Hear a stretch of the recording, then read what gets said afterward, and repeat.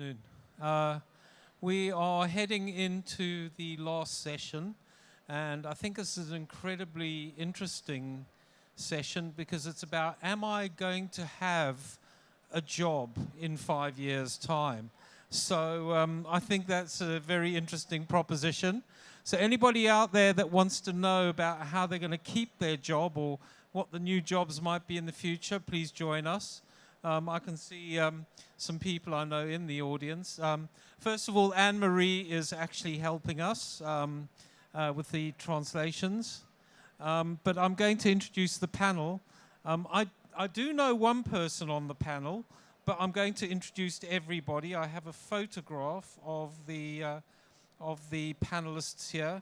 And the title of the session is Building the Workforce of the Future in Today's Challenging Climate. So hopefully you can get some tips from this, and I'm sure you guys are going to do a great job at that. Chairing this session, we have Ali Owen, we have DJ Troy, we have Ash Ahmed, and we have Kate Disley, who I've known for years. Still looking great, Kate. Okay, so I'll leave it to you, Ali, and you get on with it. Thank you very much. Thanks very much. Hi, I'm Ali Owen. I'm the founder of Brixton Finishing School in the Academy, and I'm going to be your host for the next 45 minutes on a whistle-stop tour of how you can build the workforce of the future in today's very challenging climate. And let me say, when it was pissing down this morning, I definitely felt it was a challenging climate. So a little bit about myself. I used to be a global advertising leader, and about 6 years ago, I stepped out of that to rewrite the talent blueprint in the marketing, advertising, and communications industry. I set up programs that find, train underserved and underrepresented talent from communities like white socially mobile communities, multicultural communities, women over 45, and I connect them with jobs in the industry. So with that lens, I'm going to introduce you to some of the organisations who've curated and co-produced the panel today. First of all, I'd like to say thanks to Women in Exhibitions, which was launched in 2018 to support professional development of women working in exhibitions and providing opportunities for them to meet and network. And I believe Kate in the corner will tell you a bit more about that later. And Spectrum Speakers. And the lovely Laura Lee is in the front row. Hello, Laura Lee. So Laura Lee basically set up Spectrum Speakers as an inclusively focused speaker and entertainment bureau and management agency. They saw speakers, AKA the four of us, awards hosts and entertainment from underrepresented backgrounds across the industries from technology, finance, sustainability, creative innovation and well-being. So Spectrum's created the content and talent for today's panels as part of its commitment to making event stages more inclusive. So thank you, Laura Lee, for giving this opportunity for us to wax lyrical on this subject. So first of all, thanks for coming to listen. The subject is building the workforce of the future in today's challenging climate. And we're going to be looking at how we can inclusively address the talent shortage in the industry to future-proof the events industry in this very, very tricky time. Two verys, because I think it is very, very tricky at the moment, both domestically and globally. If you do hear anything interesting and you think, wow, that's the takeaway of the day, then please feel free to share on your socials using the Event Tech live hashtag ETL London 22, hashtag Spectrum Speakers, or hashtag Women in Exhibitions. So I've now got precisely 5 minutes to tell you a little bit about why I'm here and why I think this is important. I think there's a lot of parallels and also a lot of learnings from the marketing, advertising and creative industries that are relevant to the event tech industry when it comes to talent shortage. Wandering around today, let's do a little straw poll. I'm going to see you all. Who thought this was an incredibly diverse room that represented all the communities in this great nation? Anybody put their hands up if they agree with that statement? Who thought that maybe It could be more diverse and inclusive, this room. Would anybody like to raise their... Ah, quite a lot of hands. Yeah, I agree with you. Well done. I believe that could be the right answer to that question. There was a slightly leading one. I think we would literally be very unself-aware if we weren't cognizant of the fact that industries, especially the kind of communications industry, tend to draw from the same homogenous pool of talent. And there is nothing wrong with talent from that pool. It's just due to legacy systems of recruitment, we tend to get a lot of the same type of people discovering our industry, deciding it's a career for them, and then thriving in it, which would be okay if it was maybe the last century. However, it's not. It's a modern day world. And the way this industry is going to survive and thrive is if we embrace all communities and we embrace everybody we cater to. So I'm a great believer that if you have a group of consumers, you should represent those consumers within your business at every stage of the supply chain, and also right to the top and on your board. Why? Because at the end of the day, they are your stakeholders. They know your product better than you. And there's something slightly nefarious about just making money off a group of people without involving them in your success. So if you look at all the great sort of accountancy firms like McKinsey, etc., they've shown the more diverse your workforce is, the better your financial returns. Harvard Business Review have shown more actually females, hello ladies in the audience, or those that identify as ladies, you have on your board. You're 19% more likely to be in the top fiscal quarter of returns, which I thought was rather nice. In fact, pretty much every single metric shows the more people you have from different communities represented, the more resilient and successful your business is, not only from a money-making point of view, but from a staff happiness and productivity point of view. So I'm failing to not see the win in this, yeah? And that's kind of why I made it my job. So I decided to create a new way of accessing talent. We're in Customs House, we're in East London, we're surrounded by an incredible bank of talent, which is the communities of East London, most of which I would argue are not represented here today. But that talent could be the answer to future-proofing us. So through projects like Brixton Finishing School, which works with 18 to 25s, Visible Start, which works with women over 45, of which I am a very proud member of that group, we basically connect with those banks of talent. We give them best-in-class training. We've won global awards. And then we place them in jobs at our partners. Since we set up 5 years ago, we've placed maybe about, I think we're coming up to 350 people in jobs. We've had thousands of people go through our courses. And I definitely think we've changed the narrative around why people value different types of talent. I do think there were groups that were undervalued. And now we're starting to work on not only how we can get talent in, but how we can get them to the top. Because let's face it, we just don't want a job. I want to be the CEO of a major multinational, which hopefully I will be, but there you go. Anyway, obviously we've done that for marketing. We'd hopefully do that for event tech as well. So I'm now going to share, that's my experience, but we've got some amazing panelists who will be giving their own take and insight on the challenges in the industry and how they'd solve them. So I'm going to go along the line and ask everybody to introduce themselves. So I'll start with Ash Ahmad, who is the CEO of Changing Mindsets. Ash. Thank you, Ali. It feels so bizarre when someone says CEO. I think I'm still trying to step into that and accepting that that is my role. But I'm Ash Ahmad. I am the founder of Changing Mindsets. I'm a diversity, equity, and inclusion consultant. And I primarily work with organizations from all different contexts to build diverse and inclusive work environments for all. It starts from policies, HR, training and development. I cover all sorts, their strategies, helping them with their ERGs. So all aspects of DE&I within the workplace, working with all different stakeholders, straight from senior leadership right to entry-level employees. But it's all about really bringing in diverse and inclusive employees, because as you've said, Ali, having a diverse and inclusive workforce is not only more profitable, but it's also the right thing to do.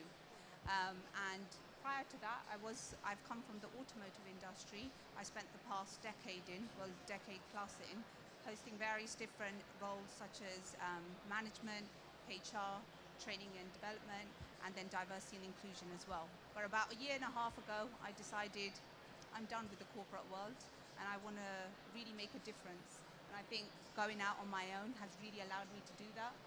It's allowed me to really speak my truth and really call out unacceptable behaviors, which sometimes people don't really like me for, but hey, we have to be uncomfortable to make progress, right, and to grow. So in a nutshell, that's me. I have also stepped into coaching. Whilst I was bringing my brand on social media, I found so many women, particularly women of color, Muslim women, reach out to me, talking about their lived experiences. And because of that, I just naturally stepped into the role of a coach. So I've been doing that for the past year as well. So in a nutshell, that's me. Oh. And thank you for having me. No, thank you, Ash. And I think getting used to being uncomfortable is a blessing because that means you're growing. Yeah. And that, it may be you can be resistant to that, but it's definitely one of the biggest things I've learned. Now, I'm delighted to introduce DJ Troy Lee, who is founder of Deaf Rave, not Rage, Deaf Rave, and his interpreter, Anne-Marie. Troy, would you like to briefly tell us about yourself? Yes, I'm the founder of Deaf Rave. I have been doing it for 19 years now. My job is to provide entertainment, events and festivals for our deaf community. It's been a long life ambition and journey, not just myself, but my right-hand man, MC Giza. So basically we are a very small independent deaf organization, and so this is what we've been doing, so we just keep going. But yeah. Thank you, Troy. And hello, MC Giza. That is probably the best MC name I've heard for a while, so well done on that one. Kate, I'm going to come to Kate now. Kate Disley, who is CEO of Tembo Creates. Hi, and thank you so much for having me today. It's just such an honour to be included with such inspiring people. I'm going to do a little bit of a personal background rather than the sales pitch. So I am daughter of a single mum. I was the first in my family to go to university. I studied English and theatre, and then I did an MA in gender studies. I fell into events like a lot of people of my generation. I worked for an expedition company, and then I think someone misheard something on the phone when I was going to the interview and ended up in exhibitions. And I love the industry. It is my life's passion. There are obviously some failings that we need to address. But I worked in a big corporate for about 10 years, and then I reached the ceiling there, a mutually agreed ceiling, and I decided to step out and launch my own business so that I was in control of my own destiny a bit more, being a woman in the industry. At that time, I also became a single mum, so, continuing the tradition.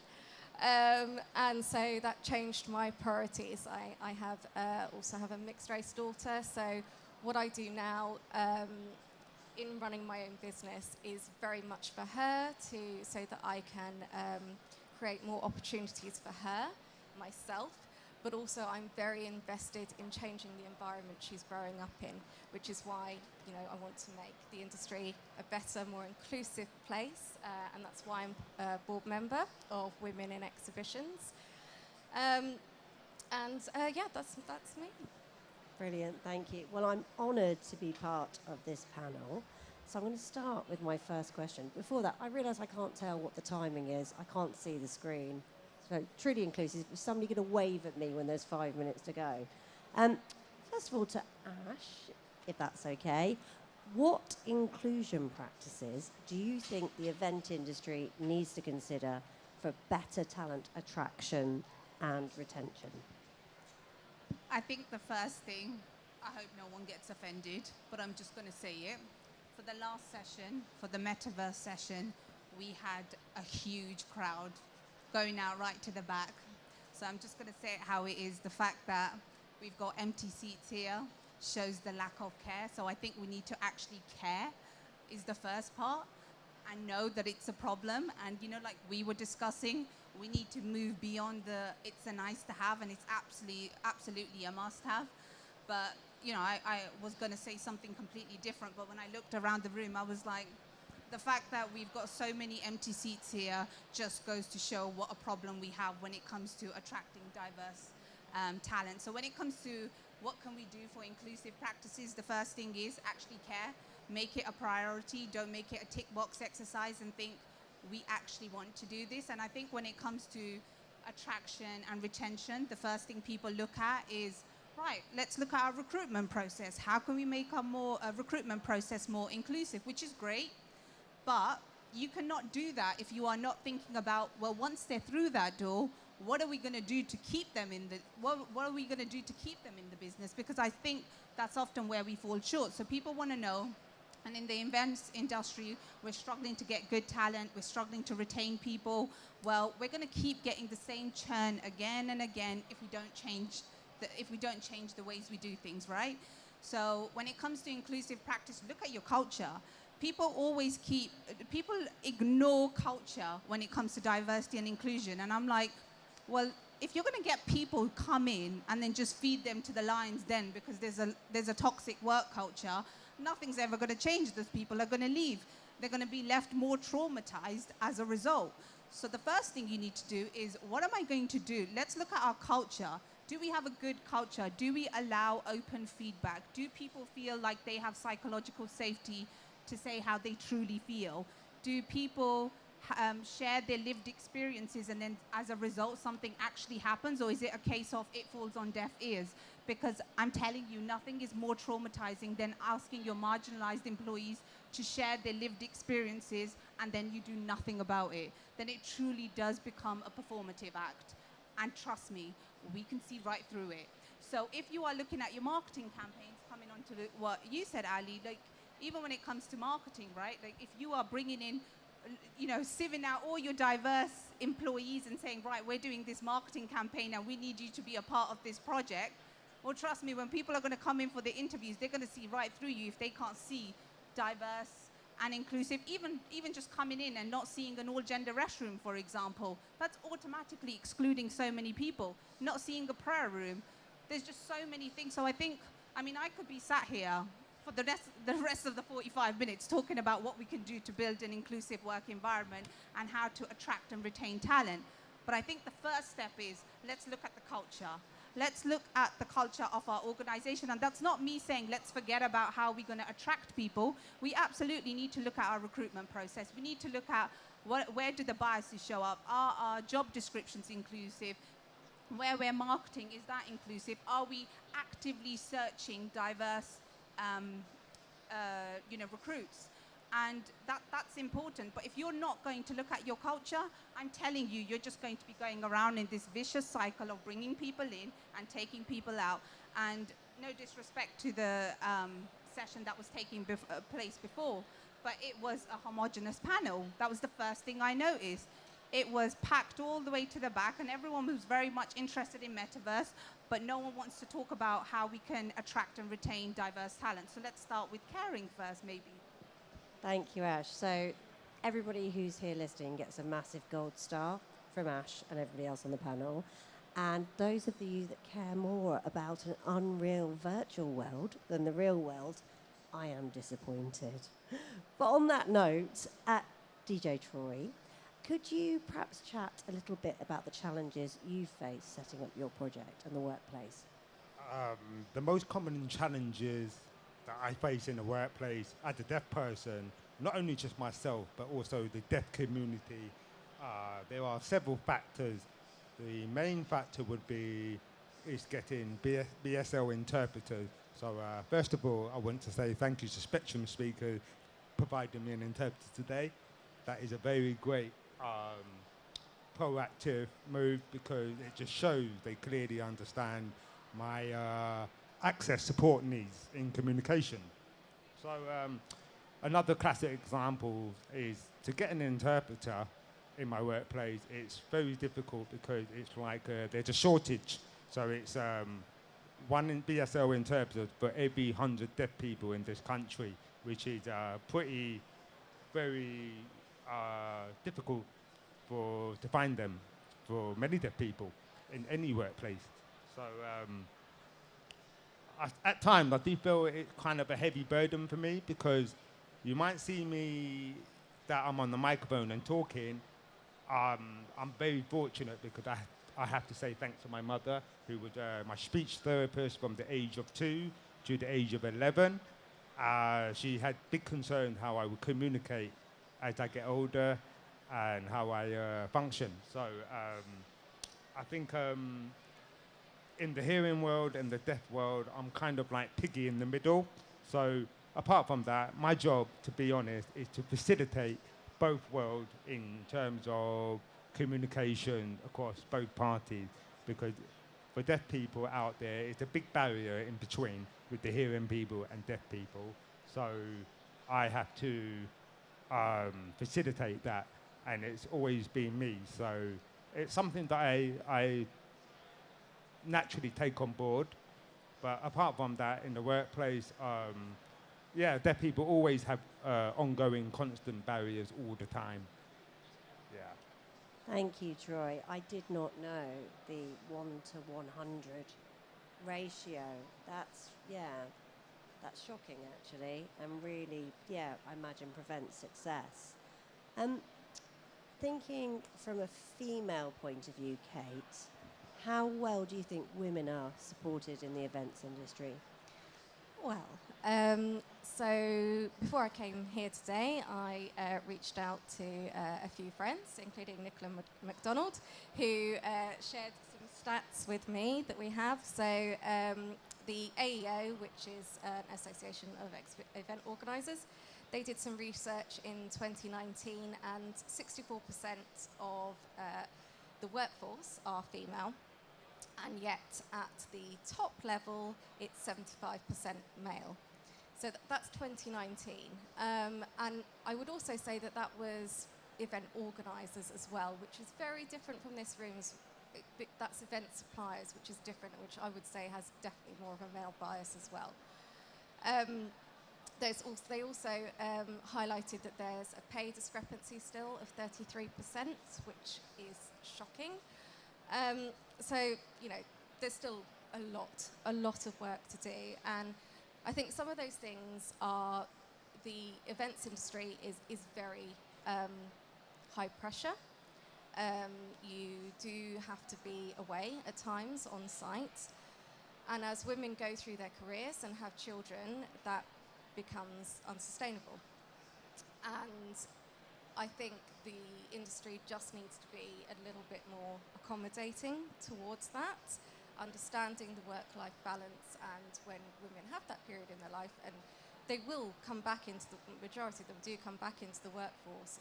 It's how you support them and then ensure that they're going into those senior roles and haven't been discounted along the way. I think there are some other issues as well.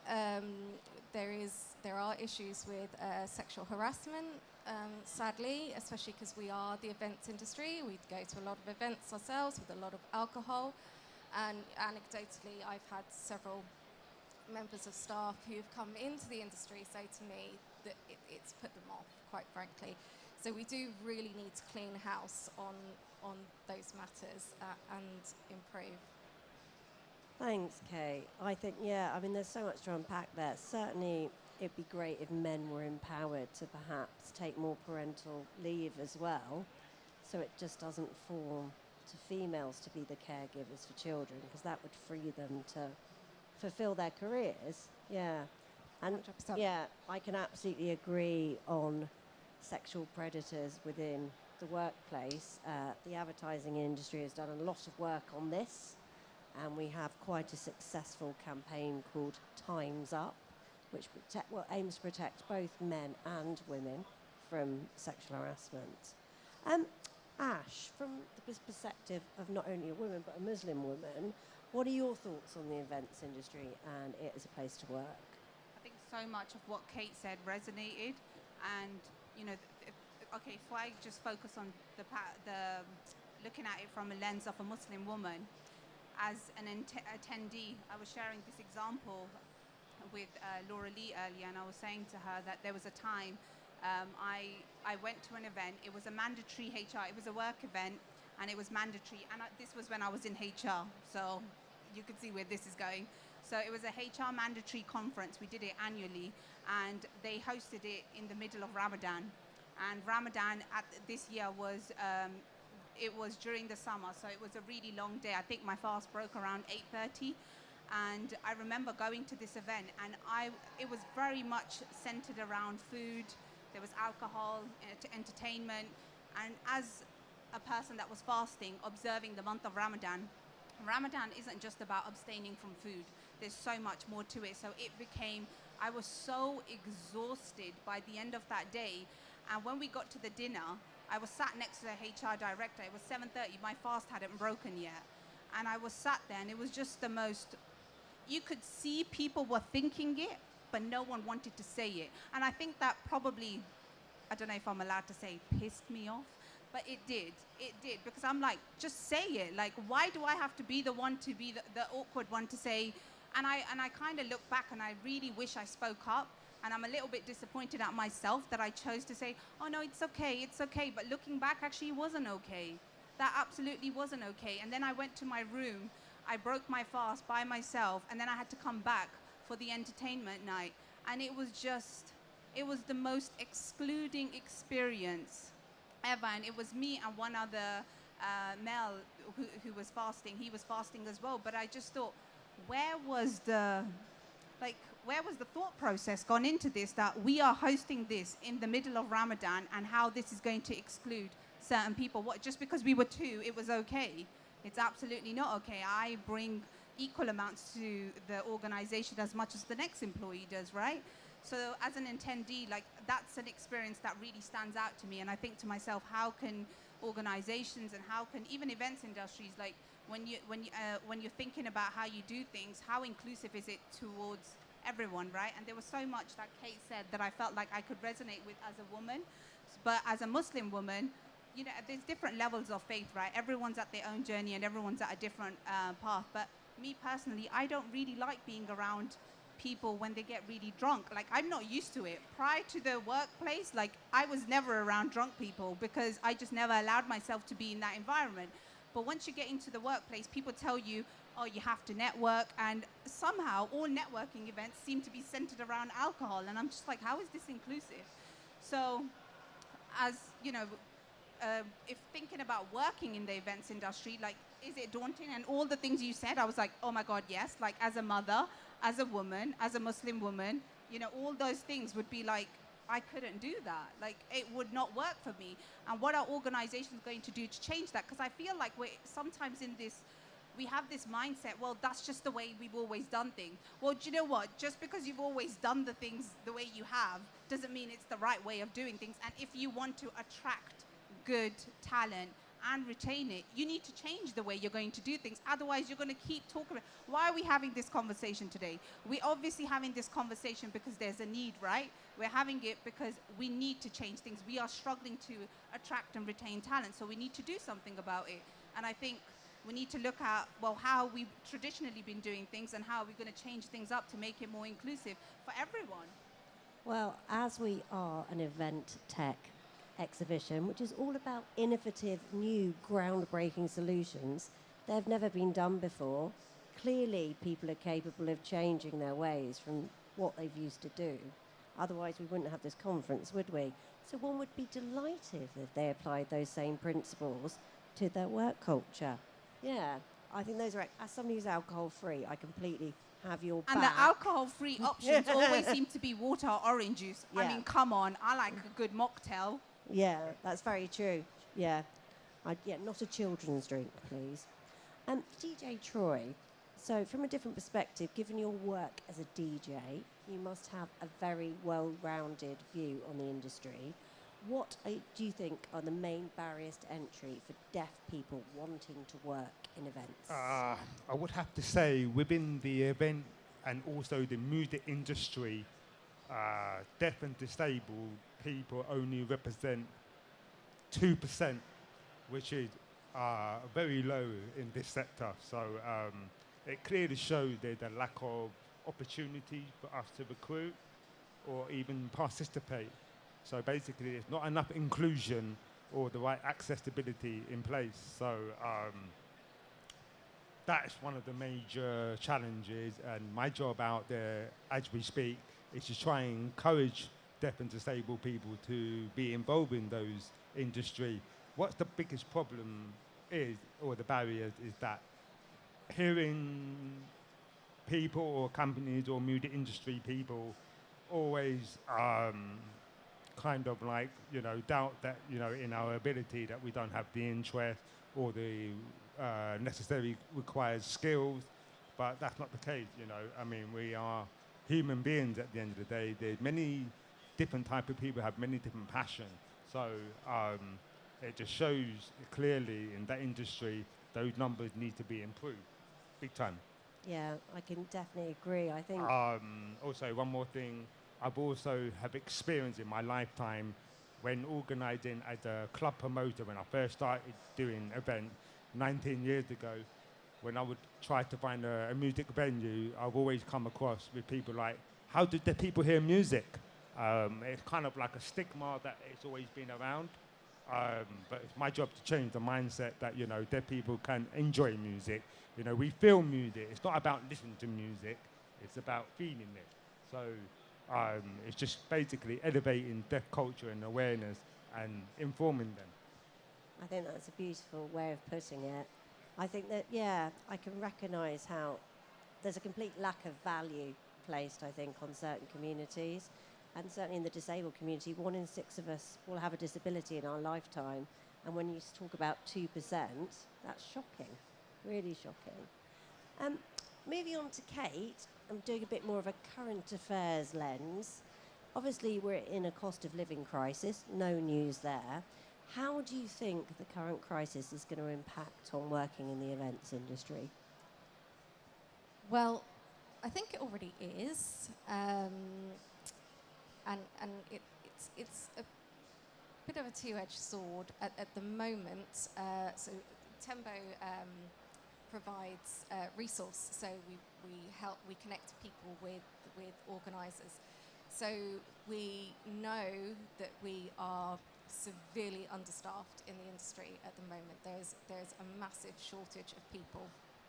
As a result, salaries provided by some of the big corporates are going sky high.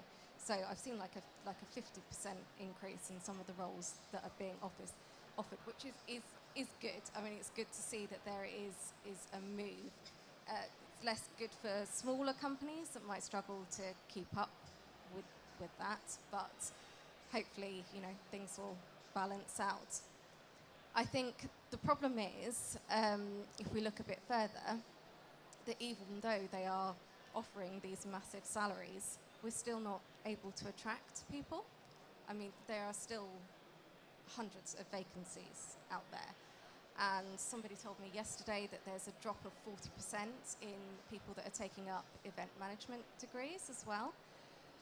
So something has happened about the perception of our industry, and one of those will obviously be the pandemic and the fact that it's maybe seen as an unstable career. But there are other things that obviously we need to do. We need to make it look inclusive. We need to show people that they can see themselves at the top. They can see where they can get to, because representation for me is so important. Just anecdotally, when I started my career, I had a female CEO after 5 years of being in the business, and she was inspirational to me because I saw her and I thought, that's where I can be, that's where I can get to. And so these things are really important, and we need to clear up all the things that I've said before, and yeah, it's about creating that representation so people can come in and find out what an amazing industry this is to be a part of, because it does break my heart that fewer people want to be involved. Do you think that the incredibly exorbitant price of getting a degree nowadays may be preventing people? So I did a talk for Meta, not the metaverse, Meta, 2 weeks ago, and I interviewed somebody from KFC, and she graduated in 2016. She owed £45,000 when she graduated, but she'd worked for 5 years, paid off her debt every month because she was earning enough, and she now owes £53,000 due to the interest rates.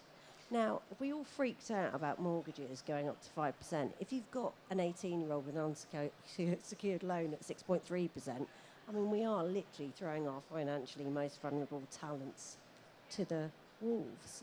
I mean, do you reckon that could be one of the reasons why? Yeah, I do agree. Definitely on the event management degrees. I mean, I'm of a generation, I was really lucky. I got my degree for free.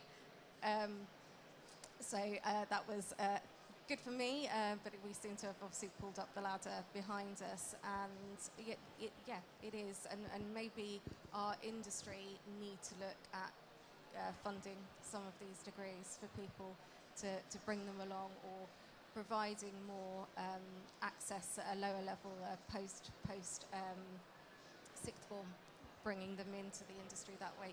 I don't think you necessarily need a degree to do it. A lot of it is vocational. So yeah, it's just more opportunities, broadening. I mean, the whole thing about transferable skills, the fact is you don't necessarily have to take an entry level from somebody that's just left education. You could take, you know, a gentleman in his 40s could be as relevant, or a woman in their 50s. But I think we tend to have a fixed mindset about what entry-level talent looks like. And I think that's definitely one of the challenges that we need to overcome. So, Ash, thinking about opening up a very much underserved talent pool, how do you think that perhaps an increased focus on faith inclusion could help people think that the event industry is actually an option? So I think, just listening to Troy and Kate, honestly, I'm like, oh my God, I'm learning so much here. But even, people that are listening to people and hearing what their needs are is so important. We always make the assumption, right, this person needs this person needs this, but we need to look at things from an equitable lens. We need to understand that everyone's needs are different. And I think Troy made a very valid point that your needs as a deaf person are different to another deaf person, right? And by boxing you and another deaf person in one place is just not the right way of doing it, because that's not going to be inclusive. It might not work for you personally. So I think it's about listening to people, finding out from your employees, finding out from people what is it that they're actually looking for, doing surveys. Actually, you don't even need to do surveys, because there's so much information and surveys and, everything's out there for you to tell you what a problem it is and why there's a problem. I recently came across a survey that was a report that was put through yesterday, a consumer report led by this advertising agency, and they spoke about the ethnic minorities and the challenges they have when it comes to buying, right? In the brands that they have and the brands that are out there, how inclusive they are. And it was just about listening. And I'm like, oh my God, this is gold for brands, right? Brands can learn so much from this. And just listening to you both today, I'm sat there like, I hope you are taking note of what's being said, because this is how you're going to tap into getting more talent. Apprenticeship programs, as opposed to having people go to university. People don't want to go to university anymore. I studied marketing at university, and now I'm a DE&I consultant. Where's the link there, right? It's completely different. But it's okay, someone doesn't want to go to university. How are we going to attract this next generation to come into us? Let's offer apprenticeships. This will be the next talent coming in tomorrow. When it comes to faith inclusion, as I was walking in, I was looking, is there a prayer room in here? Because as soon as I'm thinking about my prayer times, if I'm going to come in and work here, how much am I going to have to be around alcohol? And am I going to be expected to serve drunk people? Because you spoke about sexual harassment. My God, I can't even begin to imagine for anyone to have to go through that. So there's just so much to unpack here, and we could be here forever. And honestly, and I want to say something to you.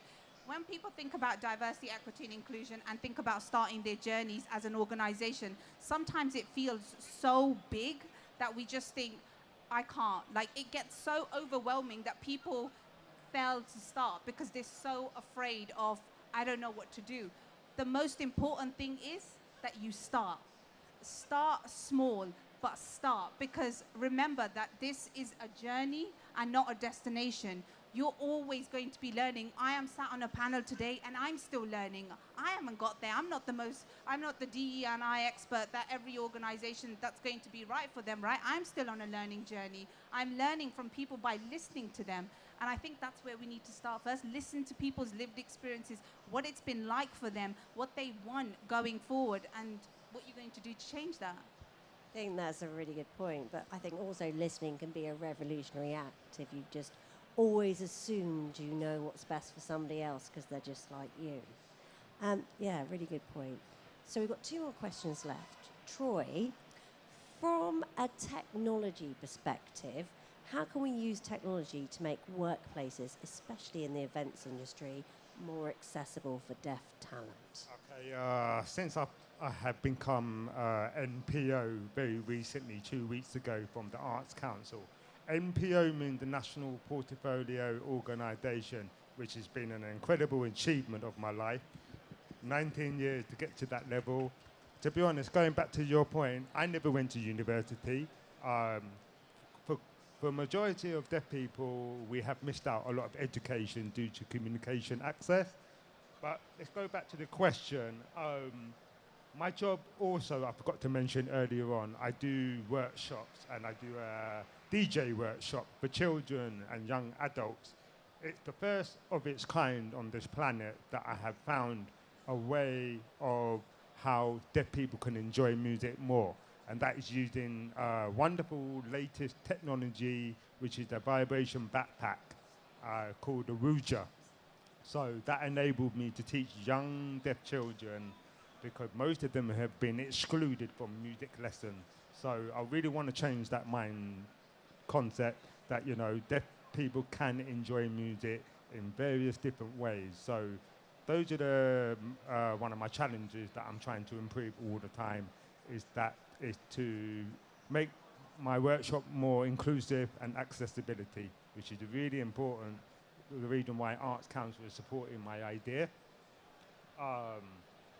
Yeah, so there is technology is evolving all the time. So I think the future for everyone, to be honest, is to keep up to date, because we've got to evolve it some way or another.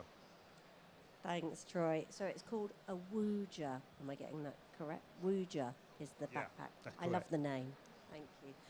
Last question, because we've got about 3 minutes before we have to close.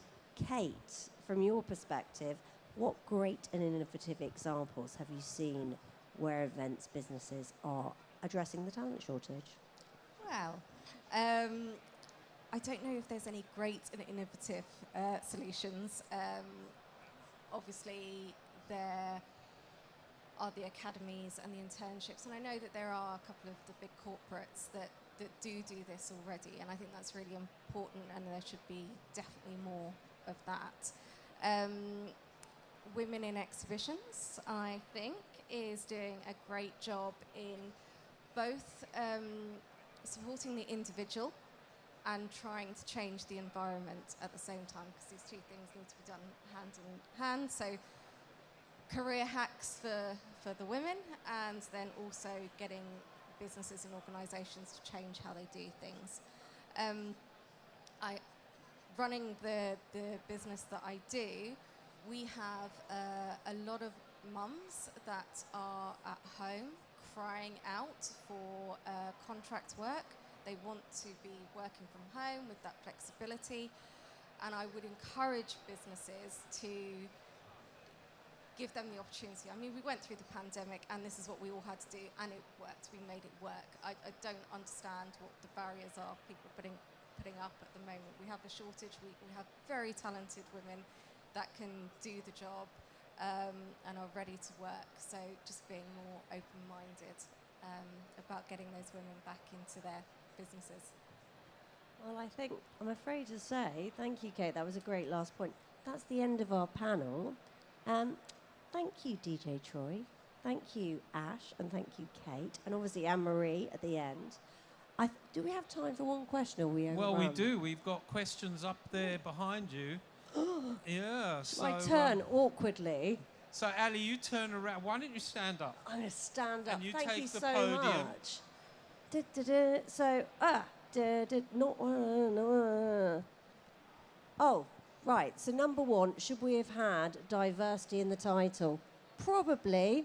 I'll take that back to our editors. Number two, I've always thought that BSL is just as important as learning a second language at school. Do you have any suggestion on how we as a society can increase the number of those that learn BSL? DJ Troy, would you like to take this one?